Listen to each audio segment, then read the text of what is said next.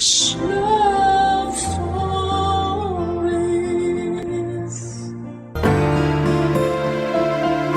May mga bagay na dumarating sa buhay natin na gaya ng apoy, saglit lang na magliliyab, pero mag-iiwan naman po ito ng init na hindi makakalimutan.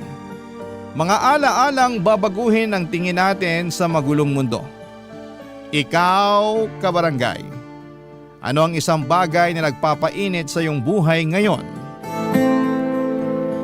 Dear Papa Dudut, magandang araw po sa inyo. Wala na po akong ibang mapagkwentuhan ng story ko kaya naisipan ko mag-send po ng sulat sa inyo. Para may share ang isang moment sa buhay ko na forever kong i-cherish. Ako po si Anika, 28 years old at 3 years ago ay nakatanggap ako ng isang balita na bumago sa buhay ko.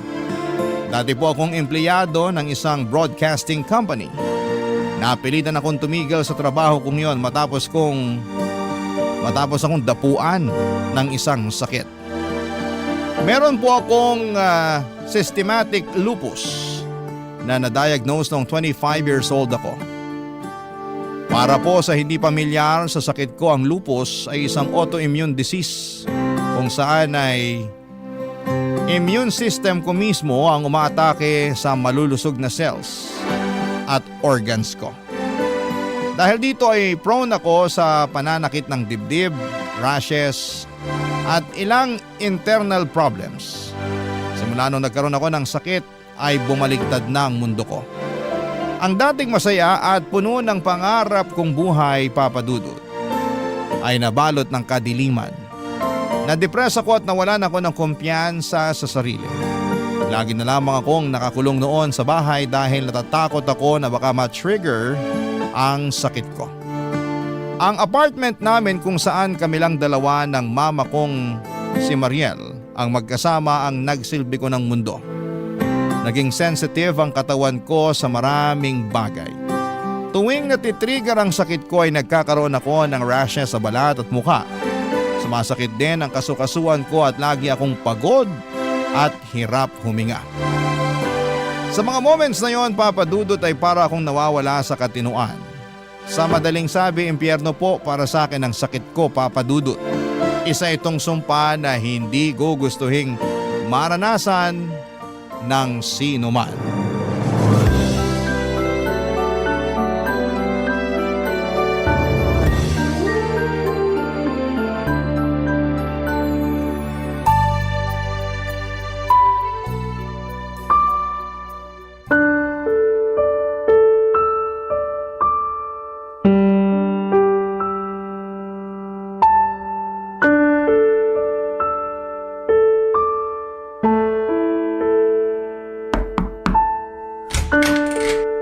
O anak, ininom mo na ba yung gamot mo?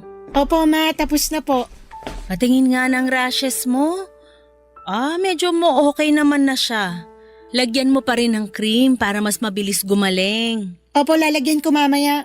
Medyo masakit pa po ang katawan ko ngayon eh. Hirap pa po akong bumangon. Ako na lang maglalagay. Nasaan ba yung cream mo? Nandyan po sa may bedside table.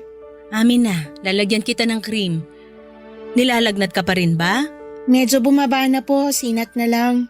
Ano na naman ba kasing ginawa mo? Bakit na-trigger na naman yung sintomas ng sakit mo? Hindi ko nga po alam. Di na nga ako lumalabas eh. Nandito na lang ako lagi sa kwarto. Hindi ka naman ba stressed?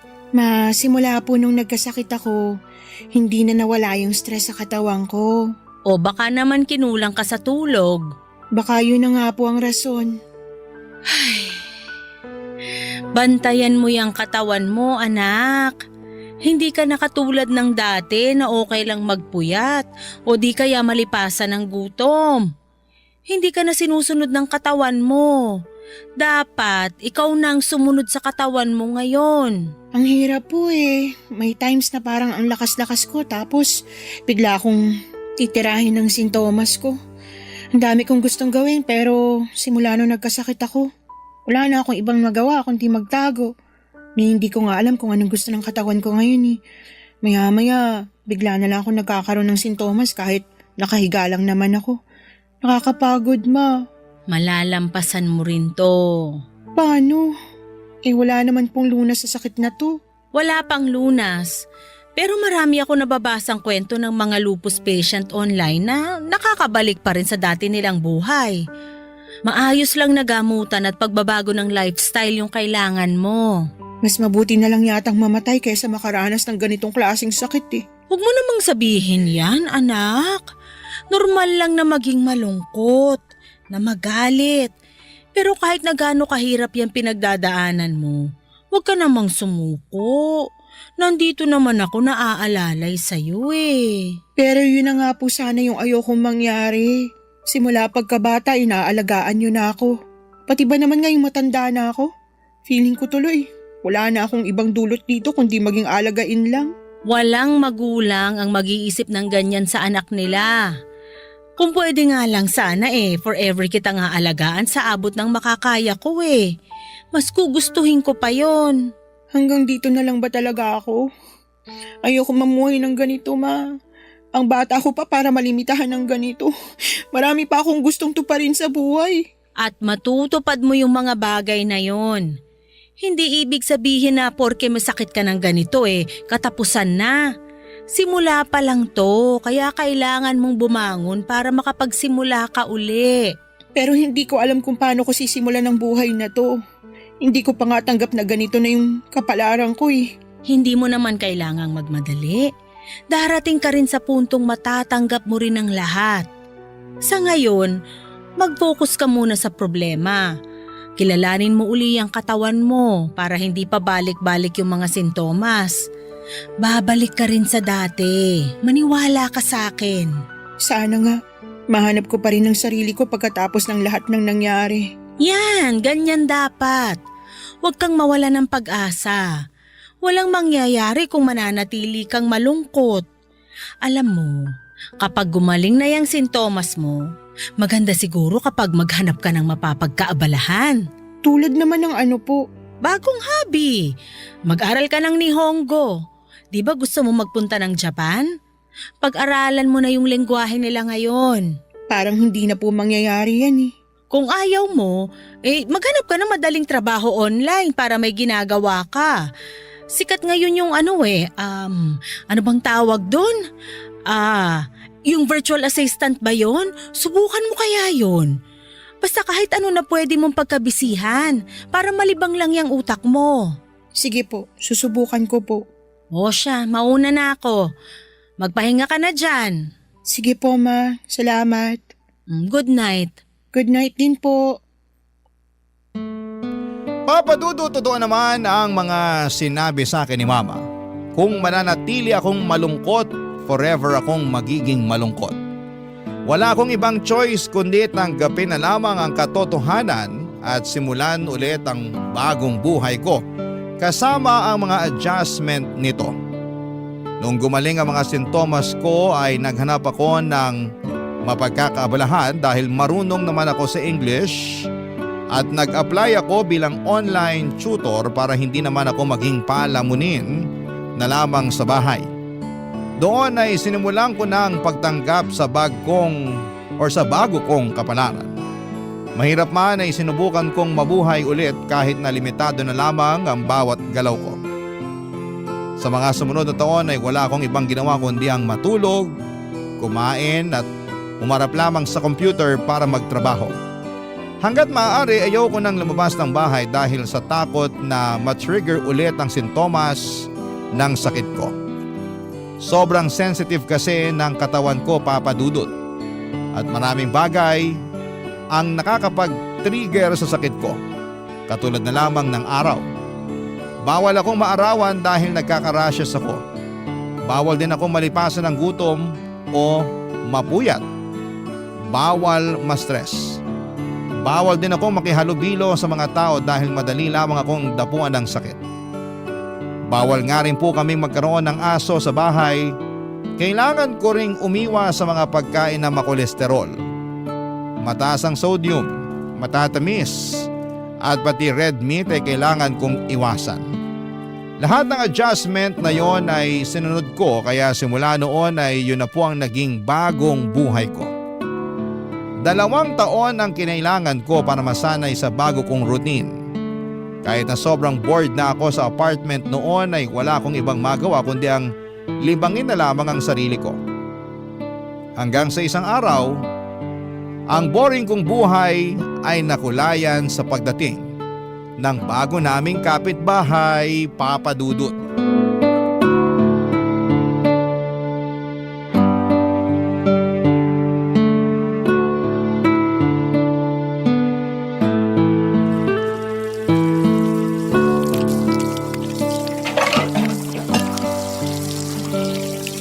Ma! Ma! Ma, nasan ka? O anak, bakit? Nandito ako sa kusina. Ano yon? Saan galing yung ingay na yun? Yung alin? Yung malakas na tugtog kanina. Kakatigil lang niya ngayon. Ah, sa kapitbahay yon. Sila yung nagpapatugtog. Bakit? Ang aga-aga, ba't naman ang lakas agad ng music nila? Daig pa nilang pa-concert ah. Sakit sa ulo. Nagising ka ba nila? Opo, abot ba naman sa kwarto yung tunog? Ano bang meron sa kabila? Bakit nagpapa-music sila ng ganito kaaga? Wala man lang silang konsiderasyon ah. Di ba napag-usapan na natin yung tungkol sa noon na bawal mag-ingay from 10 to 6? Ibang kapitbahay yung nagpapatugtog. Sa kabila yon. Yung bago. Bago? Teka, may tenant na po dyan sa may bakanting apartment? Oo, meron na. Ngayong araw sila lilipat kaya medyo nagpapatugtog sila. Para daw ganahan silang magbuhat ng gamit. Magbubuhat na nga lang ng gamit, mga abala pa ng kapitbahay. First day pa lang, red flag na yun ah. Mukhang magkakaroon tayo ngayon ng kapitbahay na sakit sa ulo ah. Oh, relax ka lang. Ang init naman agad ng ulo mo eh. Pagbigyan mo na sila, excited yung magkapatid eh. Magkapatid yung bagong tenant? Oo, nakipagkwentuhan ako sa kanila kanina habang nagkakape ako. Lo, talagang sumismis pa po kayo?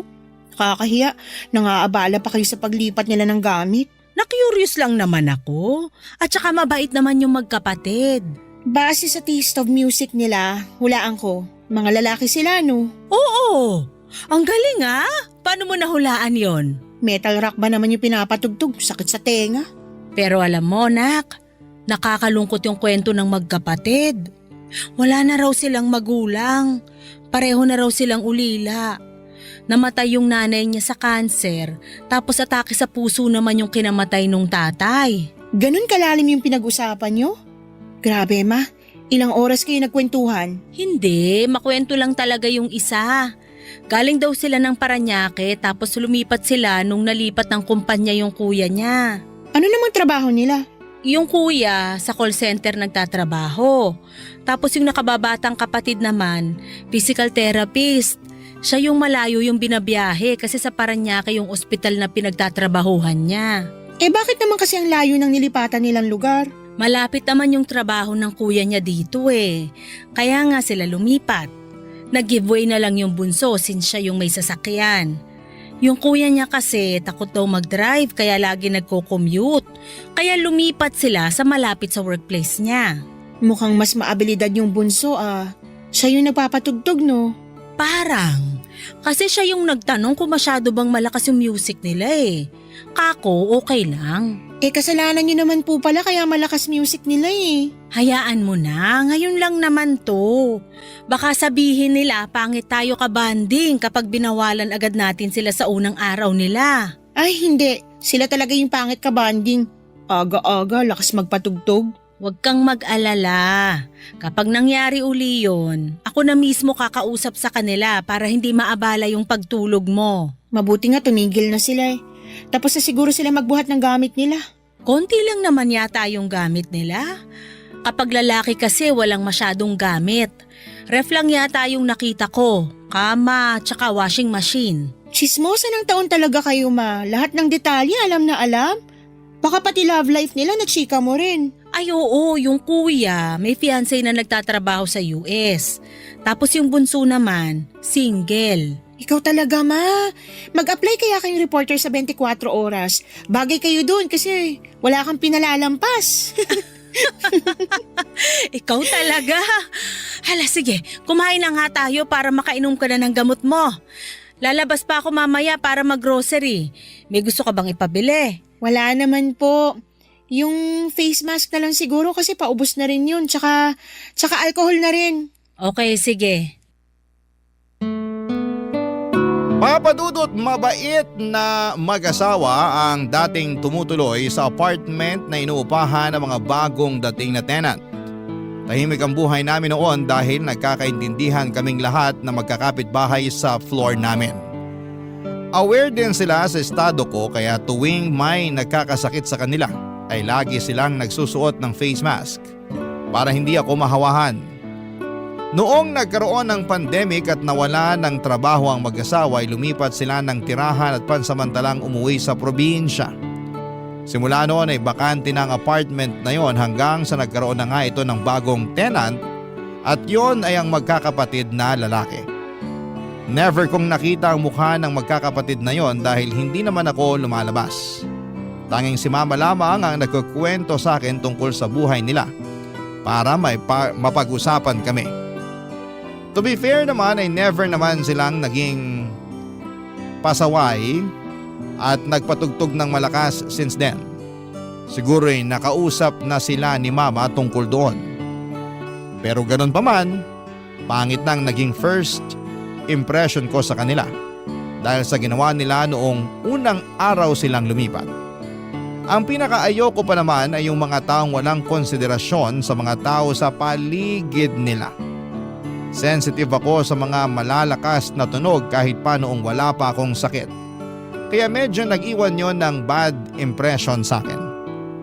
Ganon pa man ay hindi ko naman sila masyadong ginudge. Dahil sa mga sumunod na linggo ay naging tahimik naman sila. May pagkakataon nga noon na nag-aabot pa sila ng pagkain sa amin dahil nagkaroon sila ng party sa apartment nila. Kaso si mama lang ang kumain noon dahil bawal sa akin yung pagkain na ibinigay nila, Papa Dudut. Hindi rin naman po nagtagal ang masamang tingin ko sa magkakapatid. Lalo na noong nasimulan ko nang makilalang bunsong kapatid na hindi ko akalain na magkakaroon ng malaking parte ng aking buhay.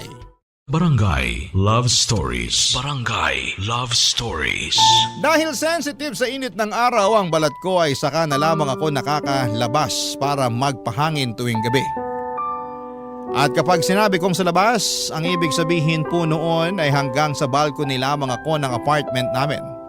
Nasa 6th floor kami, Papa Dudut, kaya magandang tumambay doon tuwing gabi dahil yun lang ang time na pwede akong lumabas para panoorin ang busy na buhay ng mga taong nasa labas.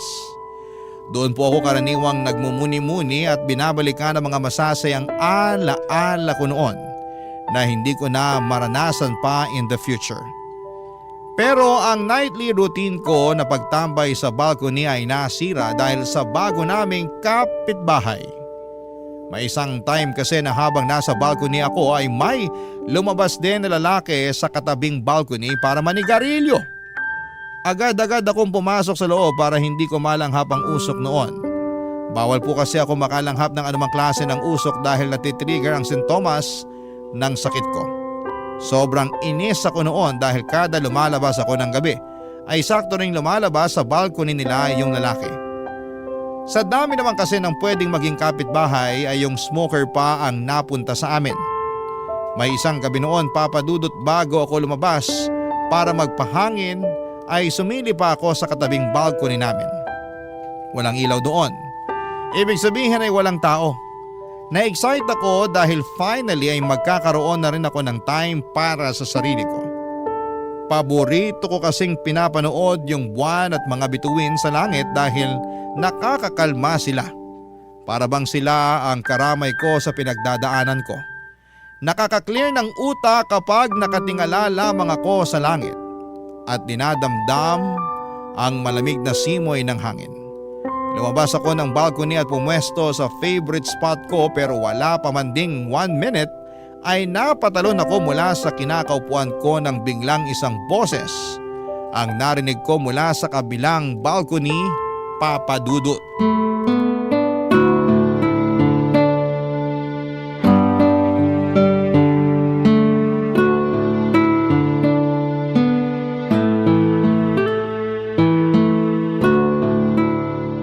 Hi, magandang gabi.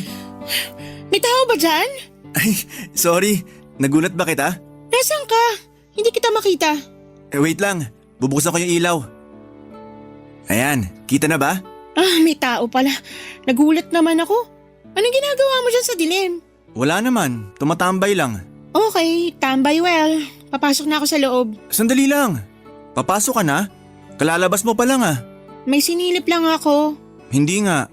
Kasi napapansin ko, parang lagi mo akong iniiwasan. Iniiwasan?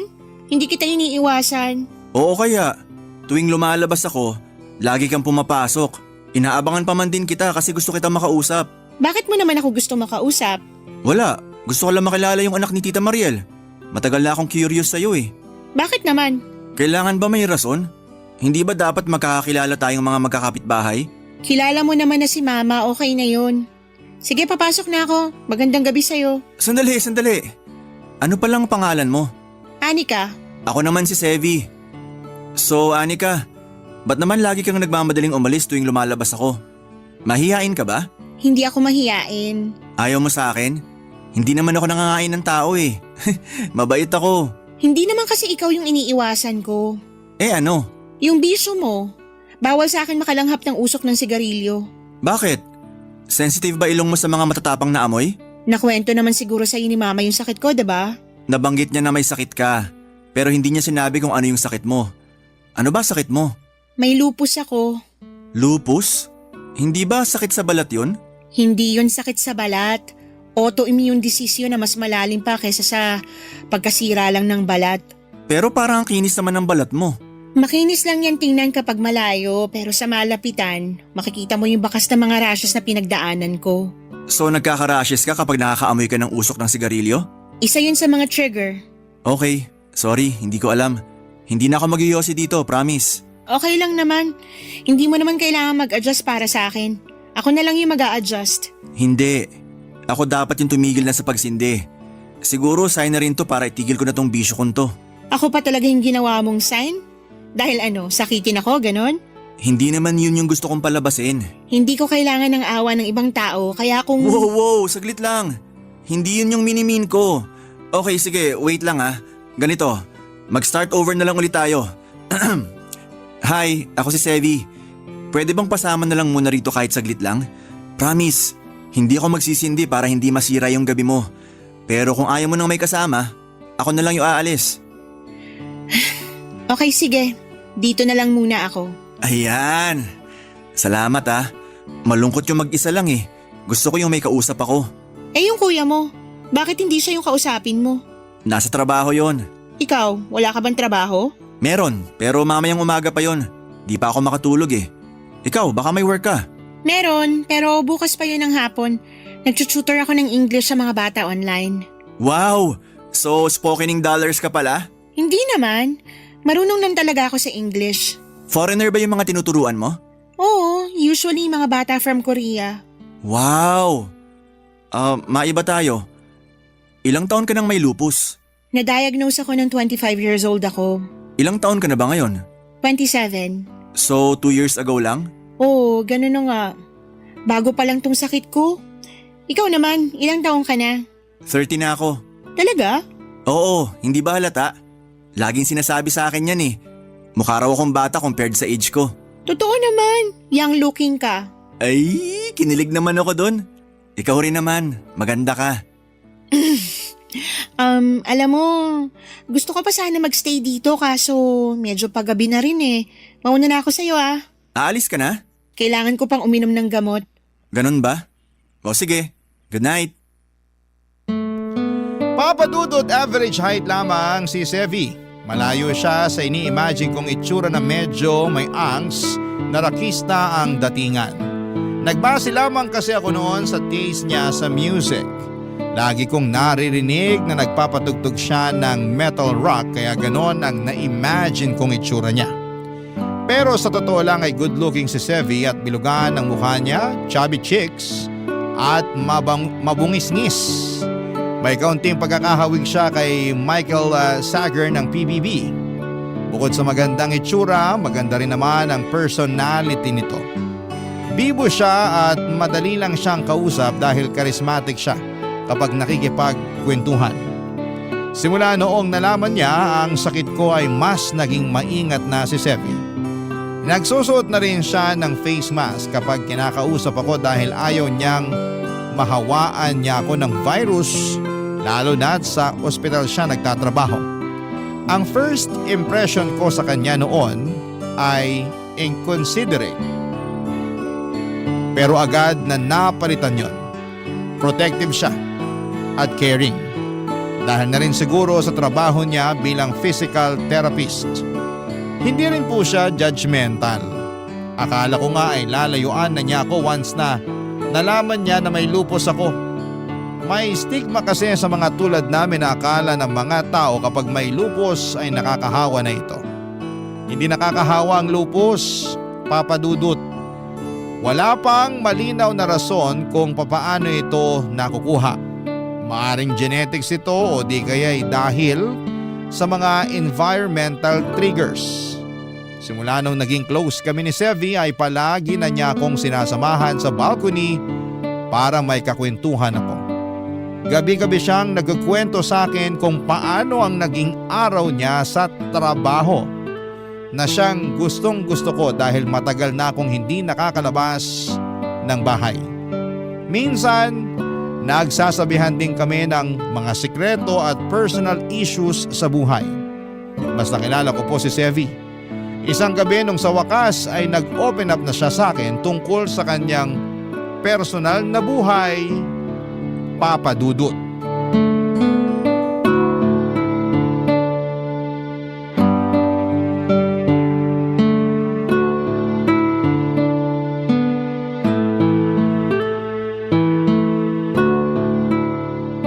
Ang calming ng ganitong oras, no? Parang ang tahimik ng mundo, walang noise pollution. Tahimik pero malungkot. Malungkot? Bakit naman? Yung mga ganitong oras kasi, ito yung time na mapapaisip ka talaga tungkol sa buhay eh. Daming realizations, maraming regrets, maraming what ifs. Talaga? Ako kasi, ito yung time na nagiging thankful ako. Na despite everything, nandito ako, humihinga pa rin. Sa ganitong oras ko na-appreciate yung small things. Makes sense naman. Tsaka gantong oras ka lang din kasi nakakalabas ng walang problema. Totoo. Pero ikaw, bakit mo naman nasabi na malungkot para sa iyo yung ganitong oras?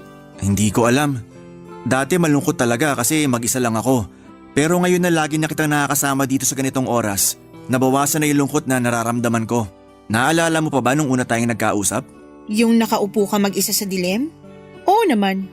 Isa yun sa mga sad moments ko. Mga ganong oras, lalo na kapag mag-isa ako, para nagkakaroon ako ng existential crisis. Napapatanong ako sa sarili ko, ano na bang nagawa ko sa buhay? 30 na ako pero pakiramdam ko, wala pa ako nararating. Yung mga batchmates ko, ang saya-saya ng buhay nila. Abot na nila yung mga pangarap nila, samantalang ako, mag-isa pa rin. Di sigurado kung satisfied na ba sa buhay o kung ano. Gets kita. May mga moment din ako na ganyan. Lalo na sa akin, mas malala existential crisis ko. Ano na lang ambag ko sa buhay ngayon? Paano ko pa magagawa yung mga pangarap ko? Masyado pa akong bata para maging limited lang yung kayang gawin sa buhay. Bakit? Ano pa ba yung pangarap mo sa buhay na gusto mong abutin? Marami eh. Actually, may bucket list ako dyan eh. Os? Ano-ano naman yung nasa bucket list mo? Siyempre, una yung ikasal at magkaroon ng sariling pamilya. Maganda ka naman eh. For sure mangyayari pa rin yan. Pangalawa, gusto kong makapunta sa Japan. Gusto kong makita yung sikat na cherry blossom trees nila. Yan ang medyo mahirap. Alam ko, kaya nga nakakalungkot eh. Kasi baka hanggang pangarap na lang na makakita ako ng cherry blossom sa totoong buhay. Ano pa? Ano pa yung mga nasa bucket list mo? Yung iba, mga simpleng bagay na lang tulad ng prom night. Prom night?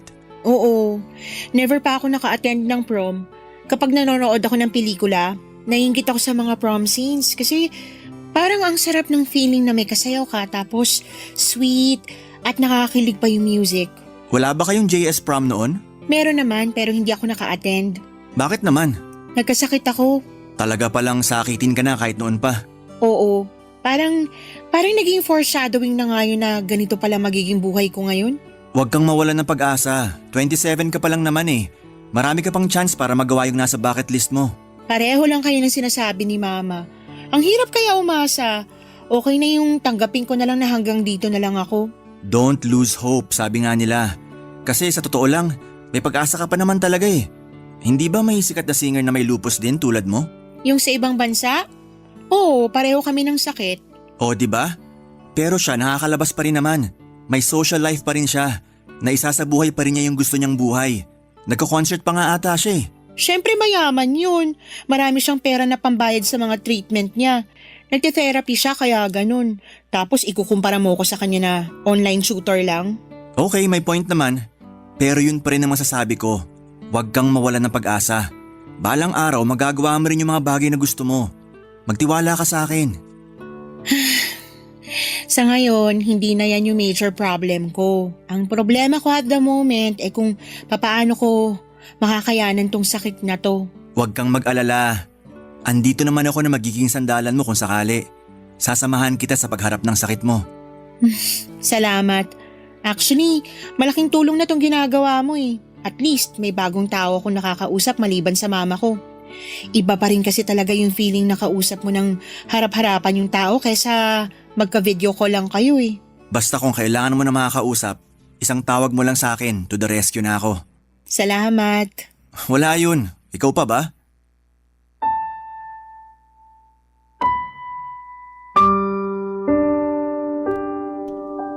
Papadudot gabi-gabi kapag wala ng araw ay inaabot kami ng ilang oras na nagkwekwentuhan ni Sevi sa may balcony. Kung dati wala akong inaabangan sa bawat araw ko, noong nakilala ko si Sevi ay lagi na akong excited na sumapit ang gabi para makausap ko siya. Kahit papaano ay nagkaroon na ng thrill ang dating boring na buhay ko dahil sa kanya. Akala ko nga po noon ay hindi ko na mararanasan ang ganong klase ng saya. Pero sa tulong ni Sevi ay natuto ulit akong tumawa at magsaya na para bang wala ng bukas. Dahil sa kanya na-enjoy ko ulit ang buhay ko sa kabila ng sakit ko. Nang dahil sa kanya ay natuto ulit akong mangarap at magkaroon ng pag-asa. Sobrang saya ko nga noon. At maging si mama dahil nakikita na niya ulit akong ngumingiti. Dumating nga sa puntong itinuring na rin niyang parang pangalawang anak si Sevi. Tuwing hapunan ay nagluluto siya ng extra food para sa kanya. Karaniwan kasi ay puro ordered na pagkain na lamang ang kinakain ni Sevi tuwing gabi pagkagaling niya sa trabaho dahil mag-isa lang naman siya madalas. Pagsapit kasi ng gabi ay sa trabaho na kumakain ng kuya niya. Kaya para may kasalo ay sabay kaming kumakain ng hapunan ni Sevi sa may balkonahe. Bilang kapalit ng pagiging mabuti ni mama kay Sevi ay isang pakulo ang naisip nito para sa akin. Gusto niyang gawin namin ang mga nasa bucket list ko. Nung una ay tinawanan ko lamang yung ideya na yon dahil feeling ko ay hindi namin magagawa ang mga bagay na yon. Pero nagulat ako papadudot dahil may itinatagong diskarte rin pala si Sevi papadudot. Barangay Love Stories. Barangay Love Stories. Papadudot, hindi ko ine-expect na kayang-kaya palang gawin ni Sevi ang ilan sa mga nasa bucket list ko. Ang unang ginawa namin ay sabay kaming nakinig ng audiobook ng mga librong gusto kong basahin. Gumawa rin siya ng improvised na projector screen para makapag-movie marathon kami sa mismong balkonahe ng kanya-kanya naming apartment. Isa kasi yon sa mga miss ko nang gawin, ang manood ng sine. Na-excite ako sa mga pakulong ginawa ni Sevi para sa akin noong time na yon. Lagi kong inaabangan kung ano nga ba ang mga nasa bucket list ko ang kaya niyang gawin, lalong-lalo na yung tungkol sa cherry blossom sa Japan na gustong-gusto kong maranasan. Kung noon ay nagdududa ako sa kakayahan niya, noong time na yun ay tiwala na ako sa kanya na magagawa niya ang mga bagay na nasa bucket list ko. Hanggang sa dumating na nga ang araw na inaabangan ko. Nasa trabaho pa lamang siya noon nung minessage niya akong kailangan ko raw maghanda ng magandang damit dahil lalabas kami. Ang akala ko noon ay sa balcony lamang namin gagawin yon dahil ang definition namin sa labas ay hanggang sa balcony lang. Pero nagulat ako noong totoong ilalabas pala ako ni Sevi. Hindi ko nga inaasahan na papayag si mama sa ideyang yon ni Sevi dahil super protective ni mama sa akin simula noong nagkasakit ako. Pero katulad ko ay malaki na rin siguro ang tiwala niya kay Sevi kaya pumayag siya sa plano nito. Pagsapit nga po ng alas 8 ng gabi for the first time ay nagpapasok si mama ng tao sa bahay, walang iba kundi si Sevi, Papa Dudut.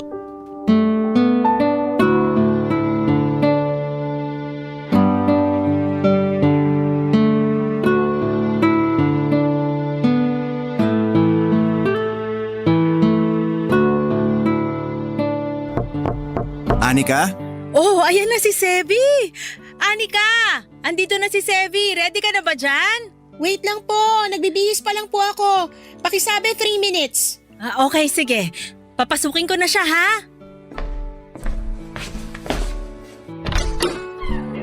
Hello po Tita Mariel. Magandang gabi po. Magandang gabi rin. Pumasok ka muna. Si Anika po. Nagbibihis pa lang. Alam mo naman yon, ngayon na lang makakalabas kaya pinaghahandaan talaga tong gabing to. Talaga po ba? Oo, kaya antayin mo na siya. Ay, dito ka na muna maupo. Salamat po. Saan ba kasi itong pupuntahan nyo? Malayo ba to? Medyo malayo po eh. Pero wag po kayong mag-alala. Hindi naman pumatao yung pupuntahan namin. Basta siguraduhin mong safe yung pupuntahan nyo, ha? Alam mo naman yung estado ni Anika ngayon, medyo mahina pa immune system niya. Mabilis pa siyang mahawaan ng sakit kaya kailangan yung safety talaga niya ang mauna. Oo naman po tita. Wag po kayong mag-alala. Hindi ko po hayaang mapahamak si Anika. Salamat po pala na pinayagan niyo siyang lumabas. Naku, hindi nga dapat eh. Alam mo bang napakaraming kaibigan ni Anika ang nag-aaya sa kanyang lumabas? Ni isa wala akong pinayagan. Di nga po. Oo, pero dahil ikaw yung nag-invite ngayon sa kanya, marami akong ginawang exceptions para sa'yo. Hindi nga rin dapat kami nagpapapasok ng ibang tao dito eh. Ikaw lang yung pinapasok ko dito sa bahay. Nako, ang special ko naman pala. Special ka talaga sa buhay ng anak ko. At kung sino man ang special sa puso ng anak ko, special na rin siya sa akin.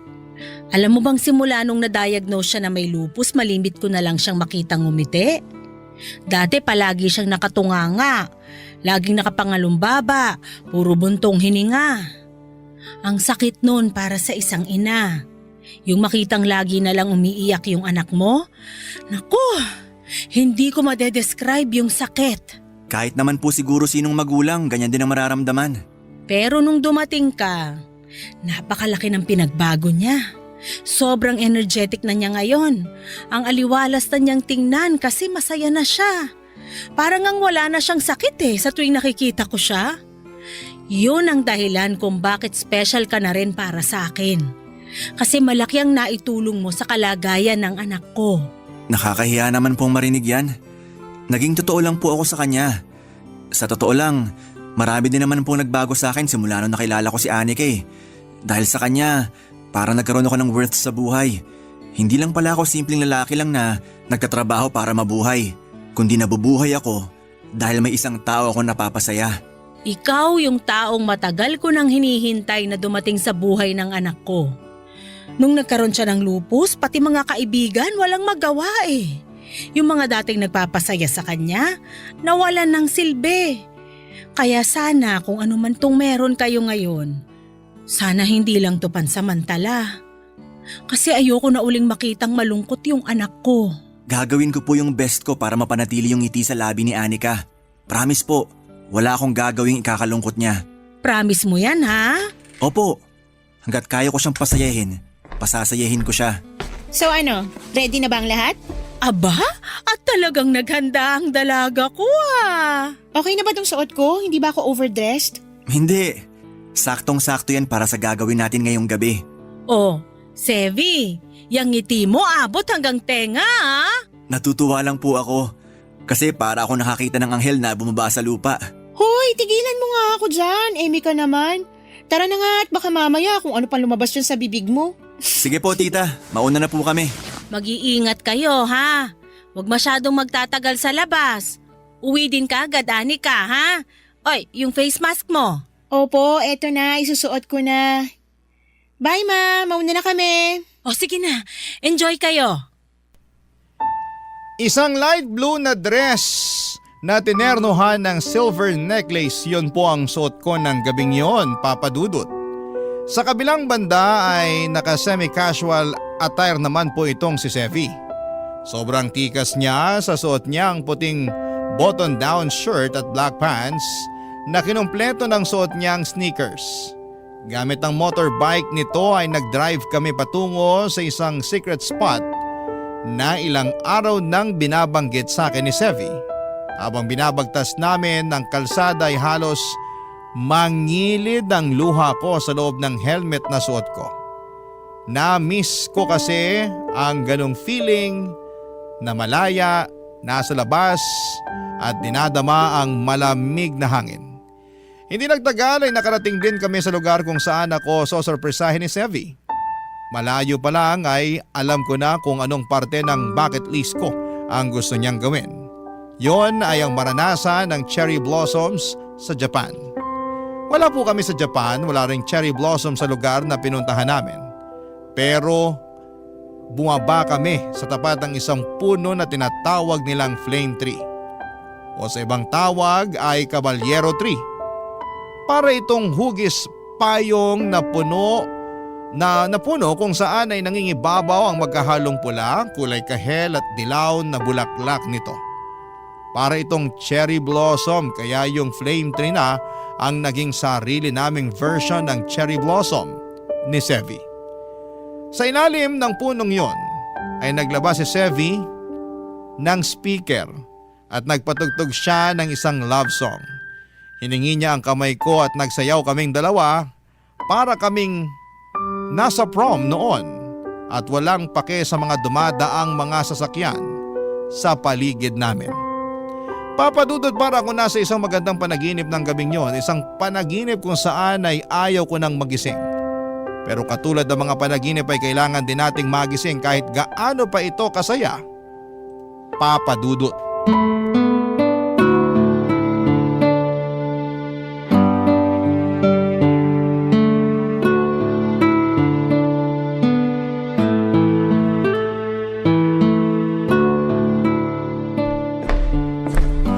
Good morning ma. Oh, gising ka na pala.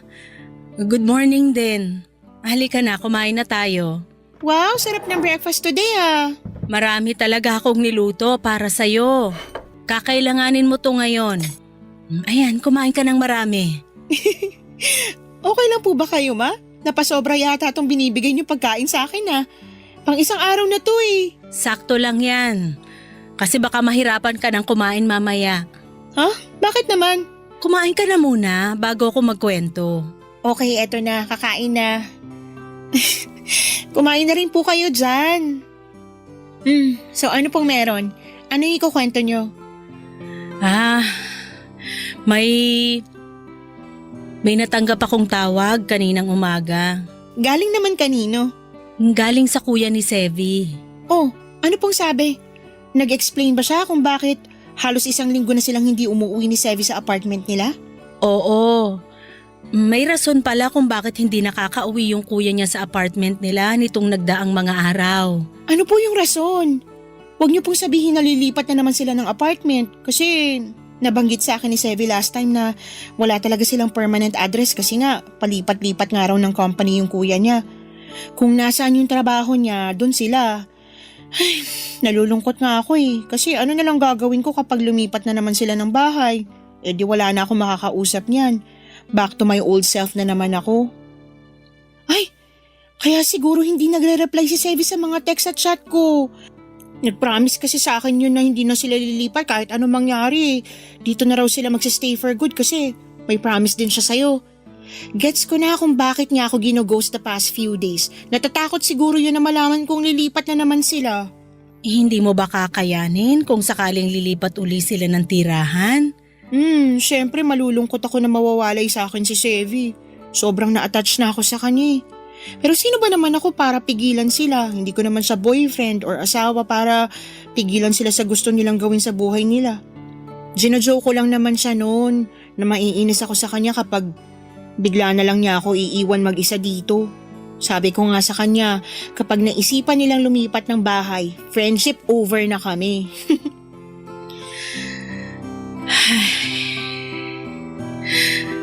Anak, hindi sila lilipat ng bahay. Ah, hindi? Mabuti po kung ganun. Pero bakit daw ilang araw na silang hindi umuwi sa apartment nila? Hindi rin ako nire-replyan ni Sevi. Alam kong busy siya sa ospital kasi understaff sila at saka nitong nakaraan palagi siyang OT.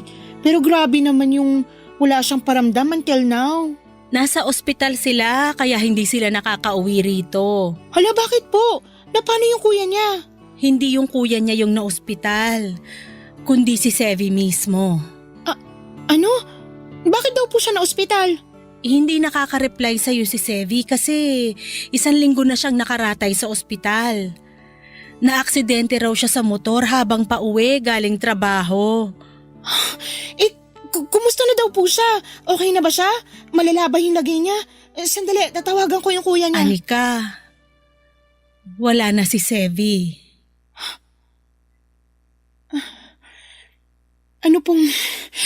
Ano pong ibig niyong sabihin? Wala na. Tumawag sa akin yung kuya niya kanina para ibalitang patay na si Sevi. Hindi ma, hindi totoo yan. Busy lang siya sa trabaho niya kaya hindi siya makapag-reply sa akin. Bumangga raw siya sa isang barrier habang nagdadrive. Nagkaroon siya ng bleeding sa utak kaya nakoma ng ilang araw. Ang sabi ng mga pulis baka nakatulog daw siya sa biyahe. Bakit? Ma, bakit? I'm sorry, nak. Ayaw kong sirain yung araw mo pero kailangan mong malaman yung totoo. Bakit sana ako na lang? Huwag mo namang sabihin yan, anak. Saan ka pupunta? Sa balcony. Baka nasa balcony lang siya nag-aantay. Anak, mataas na yung araw. Hindi ka pwedeng maarawan. Ma, please. Gusto ko siya makita. Hindi totoo to. Hindi siya pwedeng mamatay. Si Sevi yun eh. Bakit? Paano siya mamamatay? Anika.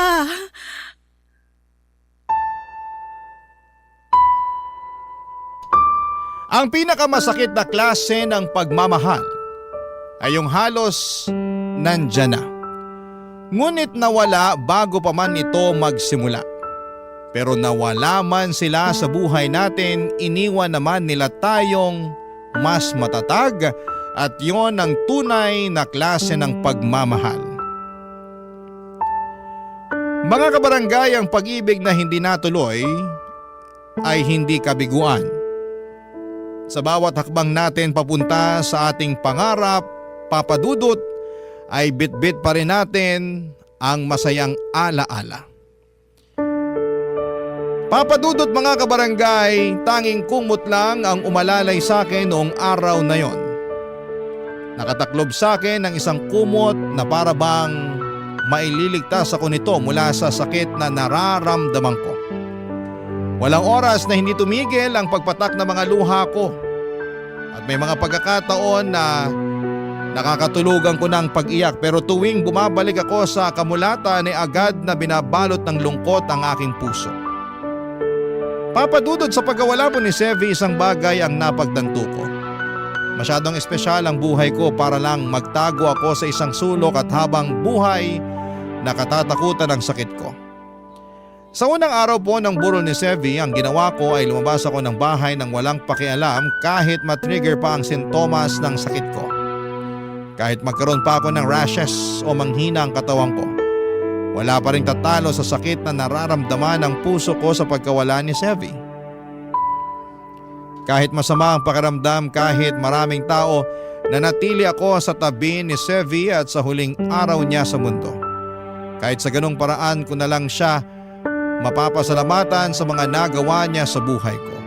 Sa kanyang libing ay ipinangako ko sa kanya na susubukan kong muling tumayo sa sarili kong mga paa para abutin ang pangarap ko at tapusin ang bucket list na sinimulan namin.